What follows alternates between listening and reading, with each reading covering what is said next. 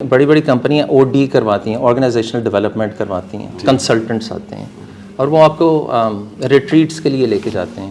تو ہم jail road میں ہمارا آفس تھا، تو ہمیں سینئر مینجمنٹ کو انہوں نے کہا کہ ہم مری چلتے ہیں، تو ہم مری چلے گئے. نا یو ہیو ٹو انڈرسٹینڈ، اس کو آپ ذرا کانٹیکس دیکھیں کہ ایک بندہ ہے امریکہ سے ہے، ابھی اس کی ایک نوکری ہوئی ہے اور ایک ملٹی نیشنل کمپنی میں ابھی اس نے جوائن کیا ہے، اور ہم وہاں پہ سارے بیٹھ کے. تو پہلا دن تھا، تو کنسلٹنٹ ہیں، تو کہتے ہیں any body has a dream, any body has a dream. Dream کی بات ہو رہی تھی، ویژن کی بات ہو رہی تھی کہ ویژن بہت ضروری ہے. تو میں نے ہاتھ کھڑا کر دیا، میں نے کہا آئی ہیو اے ڈریم. کہتے ہیں واٹس یور ڈریم؟ تو میں نے کہا my dream is to own and operate an Islamic school.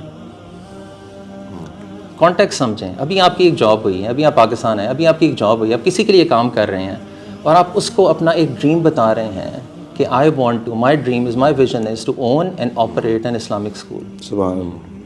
اس وقت دور دراز تک بالکل کوئی راستہ نہیں تھا کہ میرا کوئی اسلامک اسکول ہوگا، میں ایجوکیشن میں آؤں گا. میں سیلز میں تھا اس ملٹی نیشنل میں، پھر اس کے بعد میں ایچ آر میں چلا گیا، پھر اس کے بعد میں ایک اور ادارہ تھا وہاں پہ چلا گیا، ڈفرنٹ ملٹی نیشنل کمپنیز میں کام کیا.